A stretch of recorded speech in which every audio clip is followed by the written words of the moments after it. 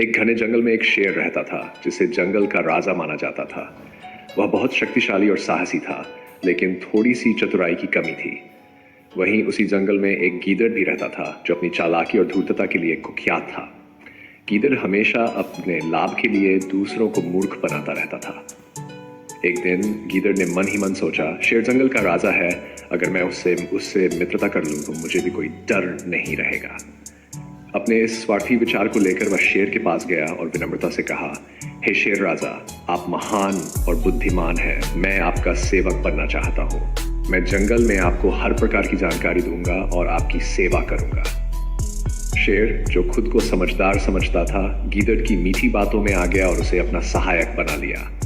गीदड़ ने धीरे धीरे शेर का विश्वास जीत लिया और उसकी अनदेखी कमजोरी का फायदा उठाने लगा। वह दूसरे जानवरों को डरा धमका कर उनसे खाना लाता और शेर के सामने भेंट करता। शेर अपने नए साथी से खुश था, लेकिन उसे नहीं पता था कि उसके विश्वास के पीछे गीदड़ की चालाकी छुपी हुई थी। कुछ समय बाद गीदड़ ने देखा कि जंगल के सभी जानवर उससे डरने लगे हैं और उससे नफरत भी करने लगे हैं। उसने सोचा, अगर मैं इसी तरह चलता रहा तो एक दिन ये जानवर मेरे खिलाफ हो जाएंगे। मुझे कुछ ऐसा करना होगा जिससे मैं राजा बन जाऊं। एक दिन गीदड़ ने एक चाल सोची।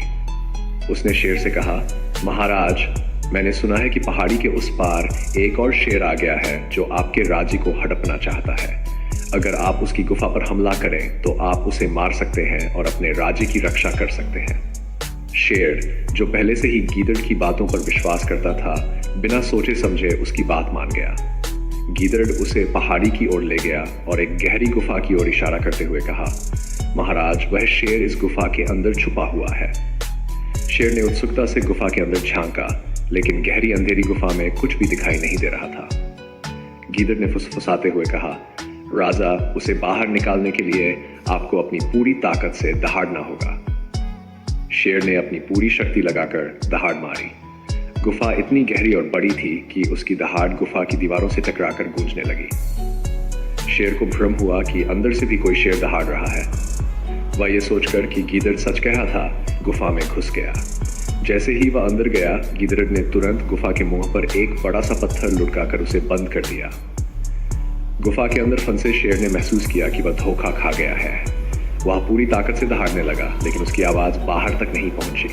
बाहर से गीदड़ ने हंसते हुए कहा, अब तू वहीं रह, मूर्ख शेर। अब इस जंगल का राजा मैं हूं। शेर को तब समझ में आया कि उसने एक चालाक गीदड़ पर भरोसा करके बहुत बड़ी गलती की है और अब बहुत देर हो चुकी थी।